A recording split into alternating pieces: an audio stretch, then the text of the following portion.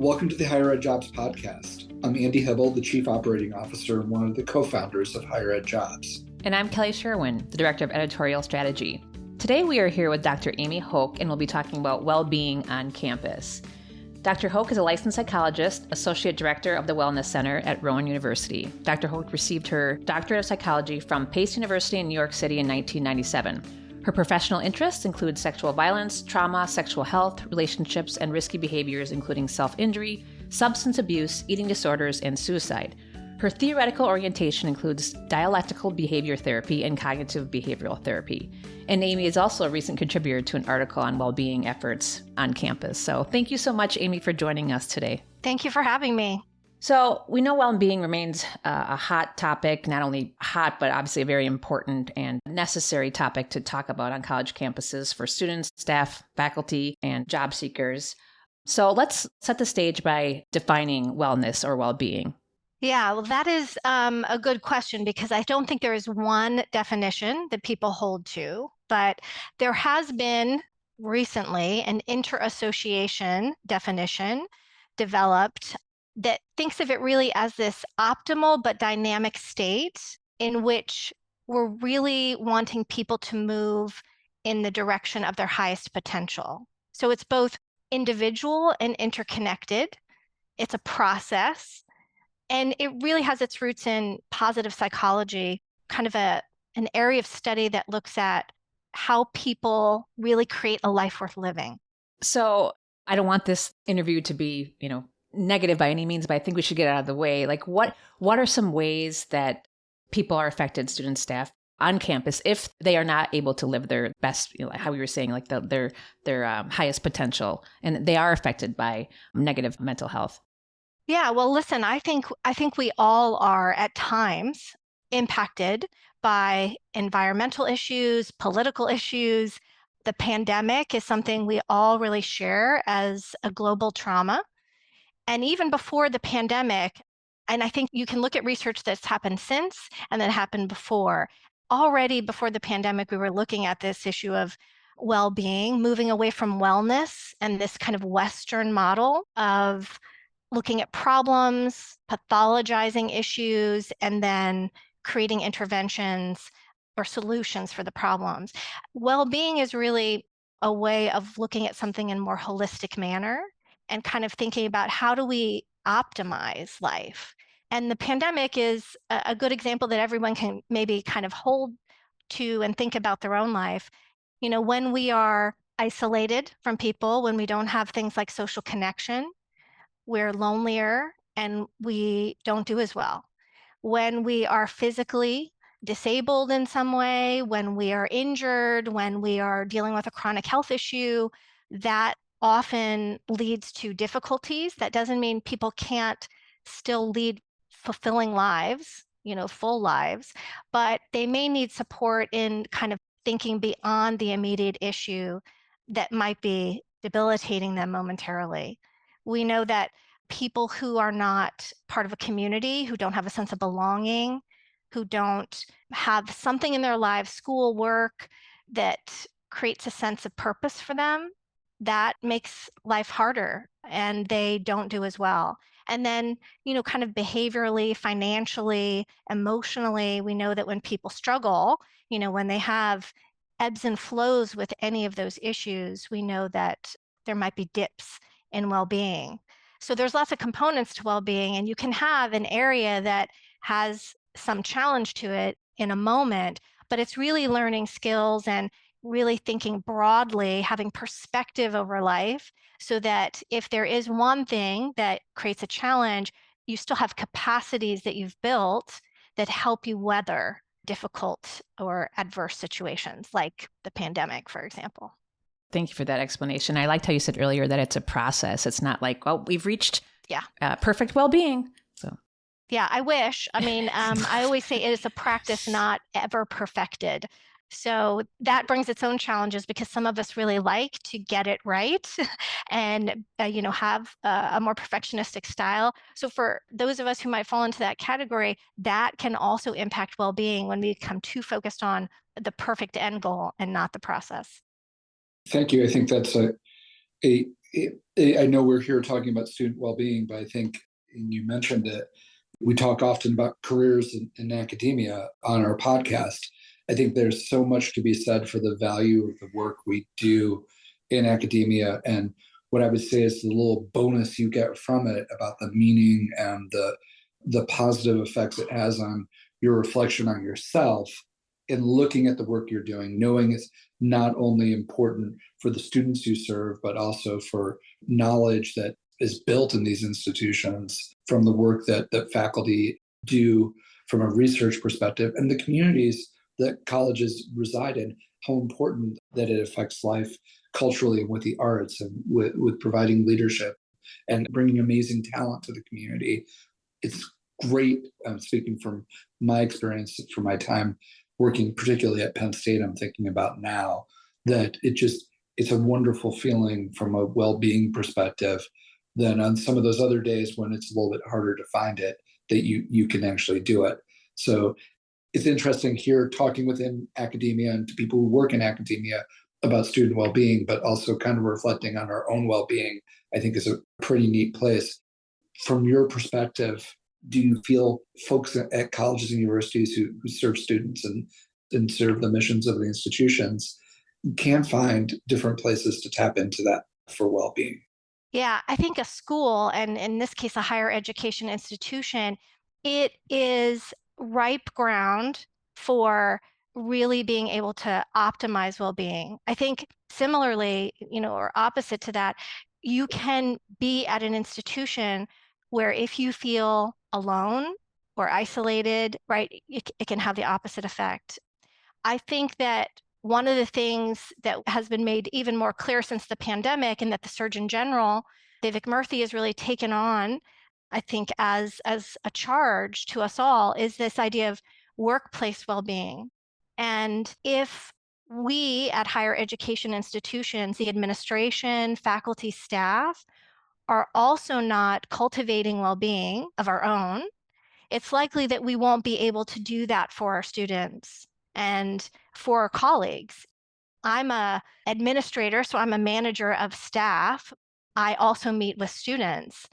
Some of us have many different roles. So we have touch points, all of us, with opportunities to educate people about well-being, but to actually live out our values. And when we do that, we are models for the people around us. When I feel inspired and passionate about something, and I am really invested in my calling as a psychologist, because that's what I am, and really cultivating this idea of well-being, that's going to have a ripple effect on those people around me. And that means also that I have an opportunity to create policies and procedures that take into account well-being of the people that work for me, and how that then has an impact on our policies that impact students. I have an opportunity to think about diversity and inclusion in a way that helps people at the workplace at which I oversee within the larger institution, where people do feel a sense of connection and belonging. So I think we are interconnected in that way too, right? Staff, faculty, and students, we all have the ability to have this transactional relationship that can build well-being, or it can, have the opposite effect when we're not really thinking that way and thinking about how we influence others.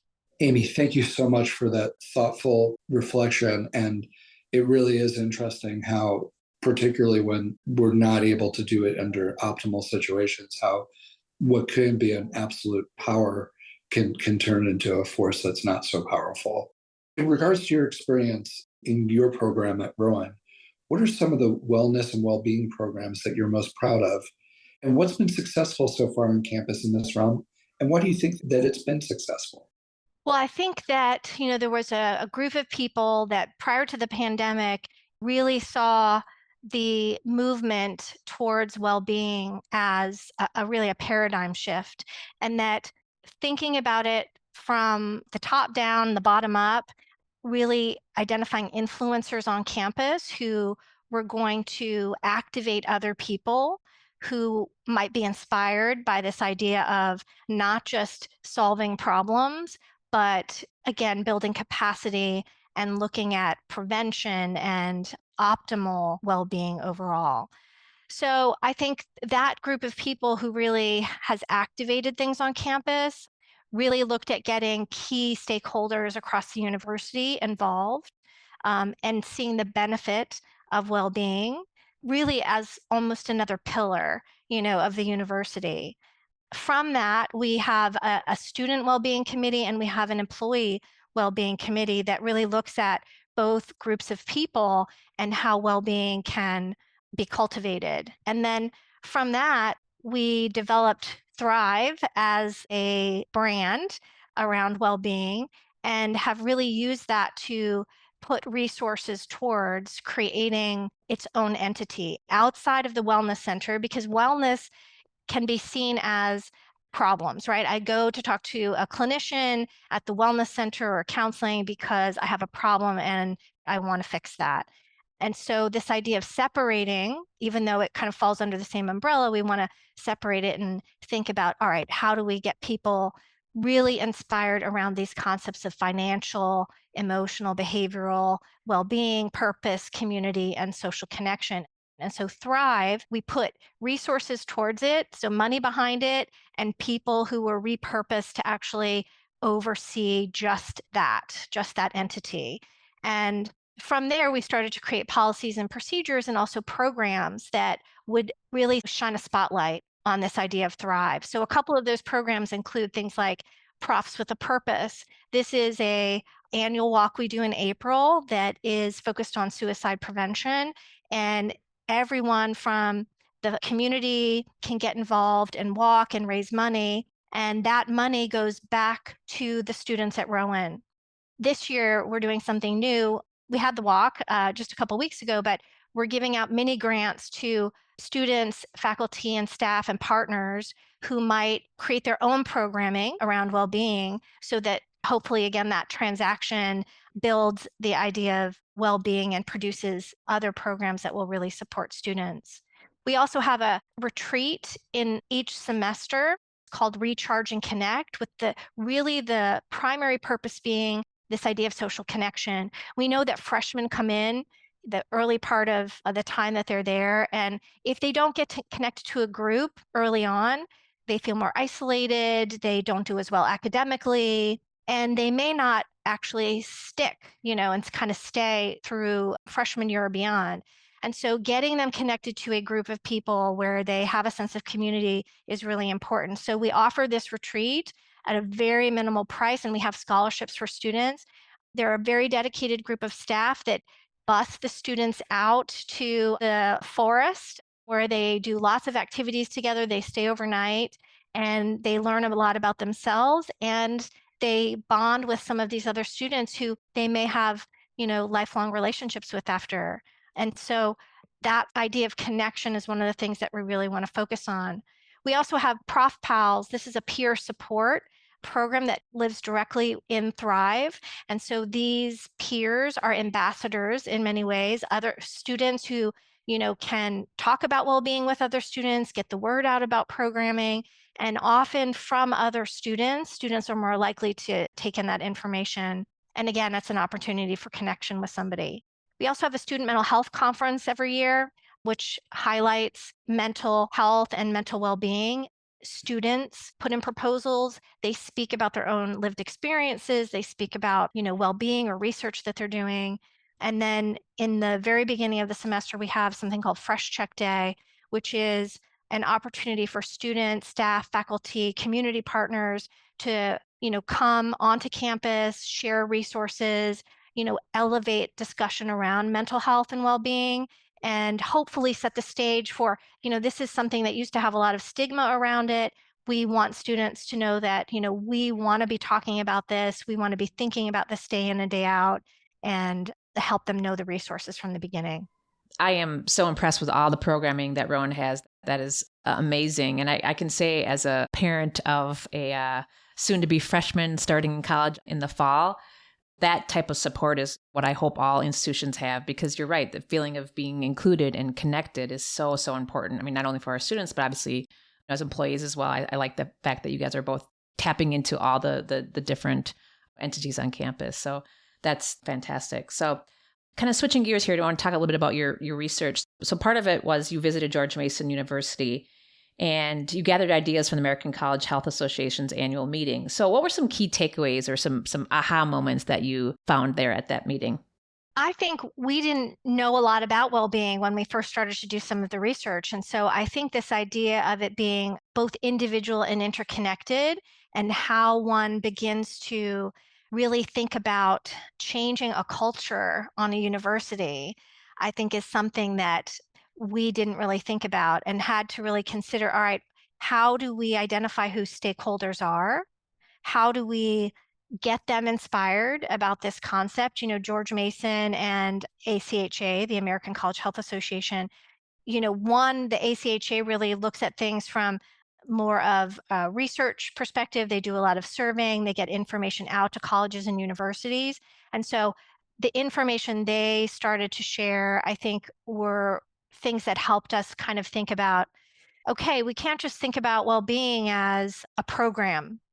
We really have to think about this as something that we are going to build long term, which meant that our expectations around getting it up and running were, I think, held to a more reasonable expectation.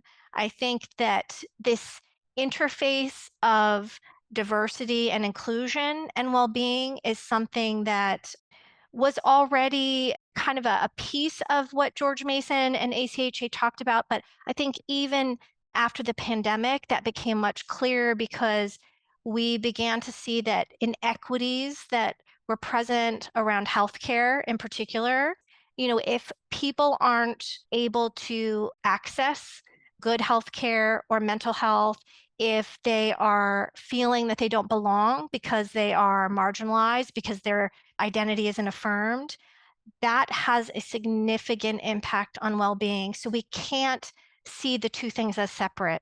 I would say that's one of the most important things I think that we realized. And in all honesty, if we don't have people who are representative of our students and of a variety of lived experience at the table thinking about well-being, we would lose that very idea. It's kind of like what we're learning about AI. If the people who are creating the algorithms aren't actually diverse enough, you're not going to get the output that you want. And so I think it's true for this too.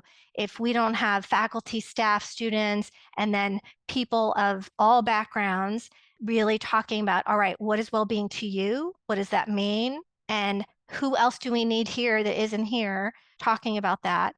We are not going to come up with a paradigm that meets the needs of everyone.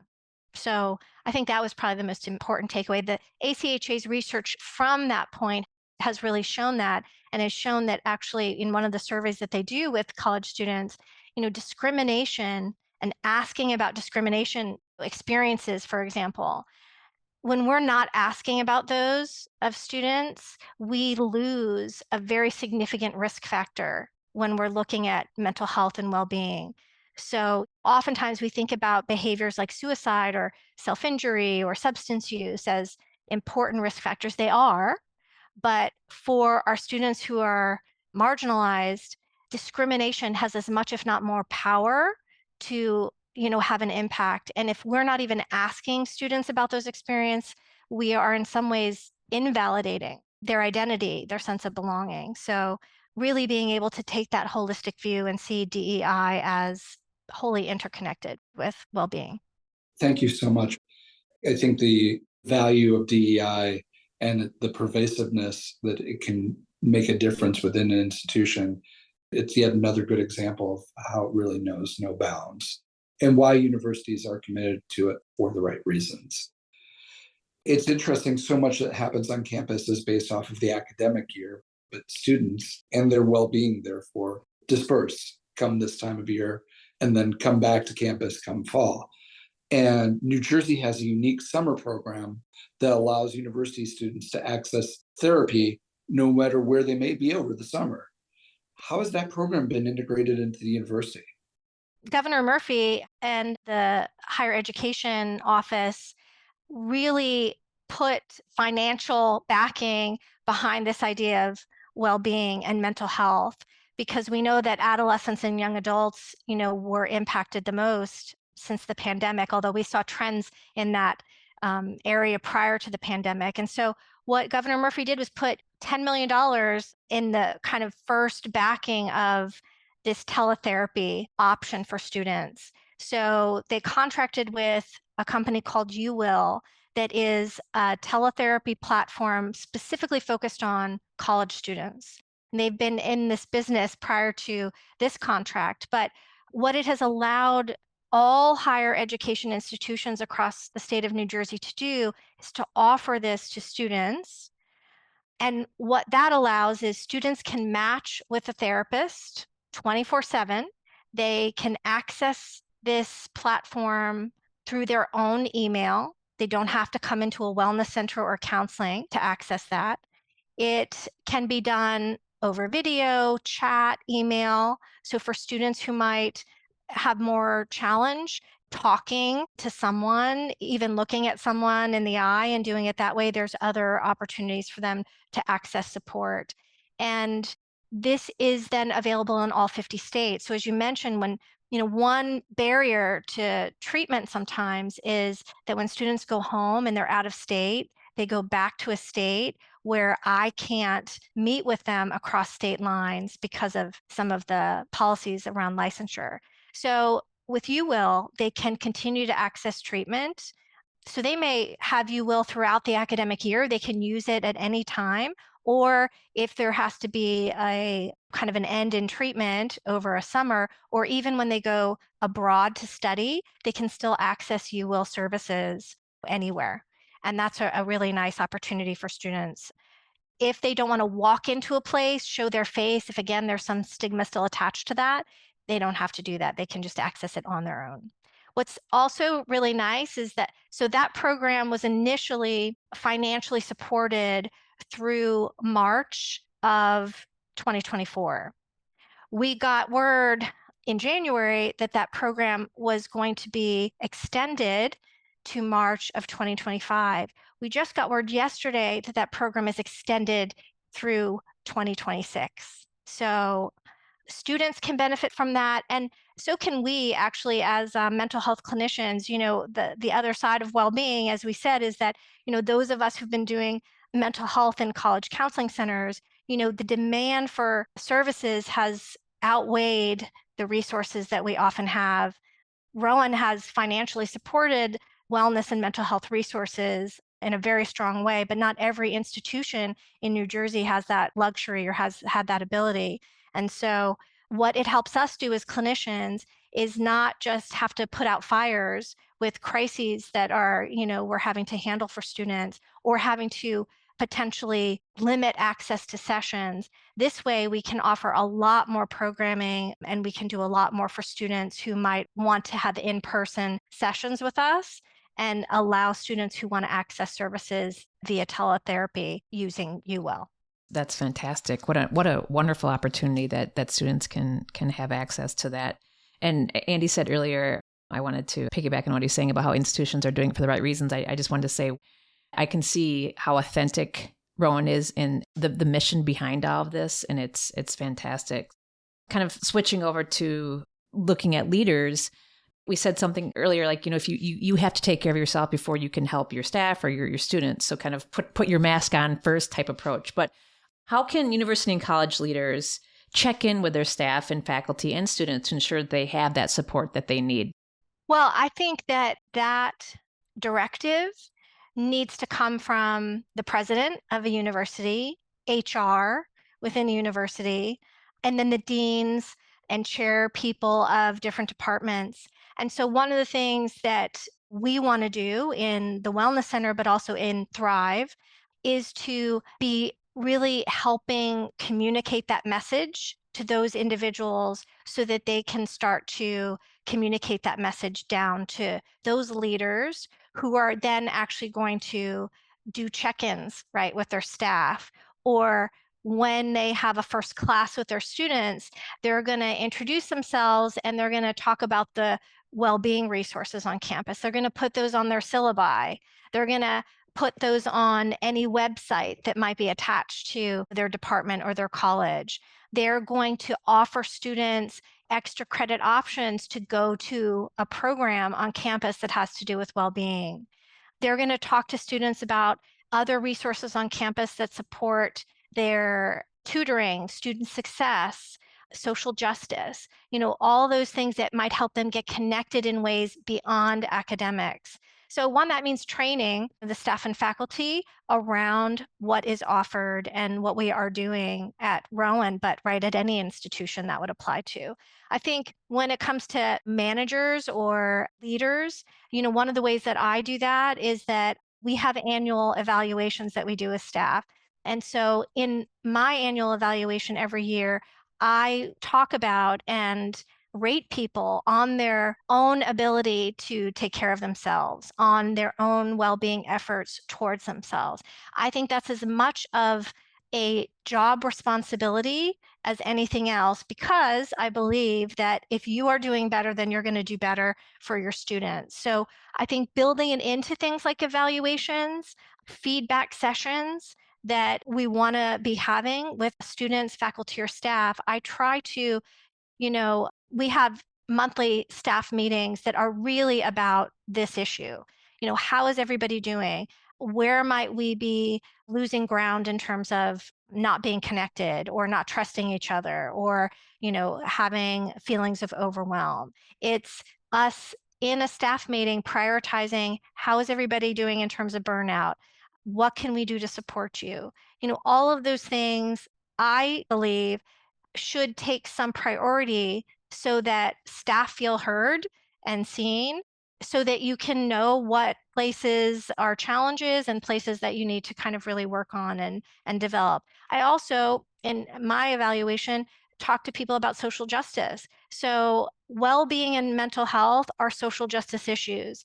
And so how are you as a staff person in our organization attending to social justice issues? How are you learning for yourself?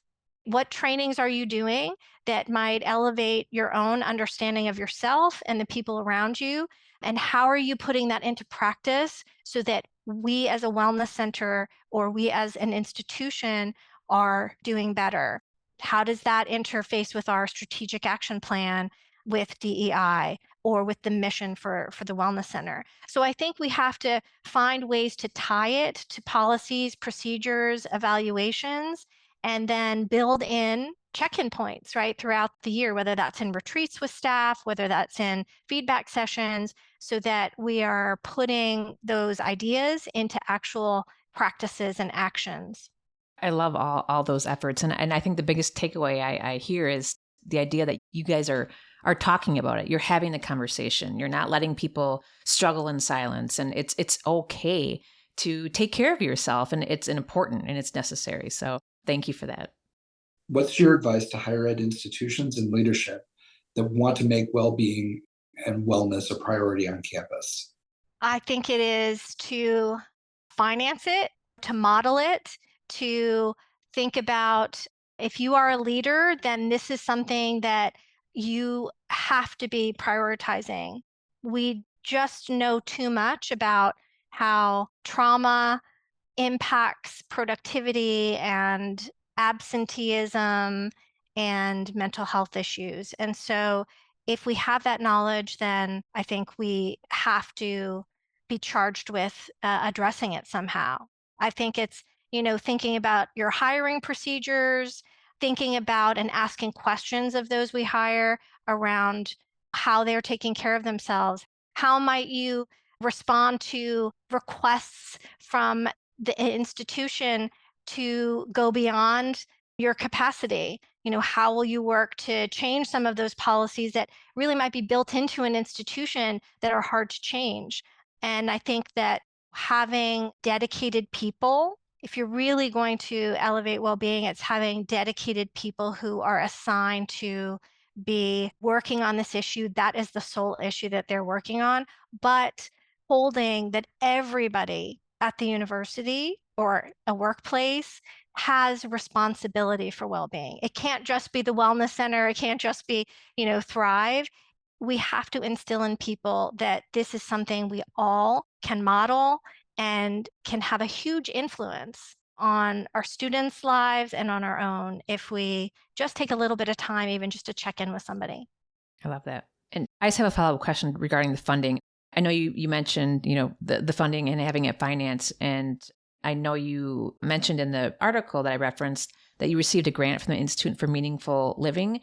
Is that a grant that other institutions can apply for? And do you have ideas of other sources where funding could be a part of the equation for institutions? Sure. I think certainly depending on whether you're a private or a public institution, it could mean that the administration budgets, right, and repurposes money for well-being itself. It could also mean, as you mentioned, right, grants. Actually, that grant came also from the state of New Jersey.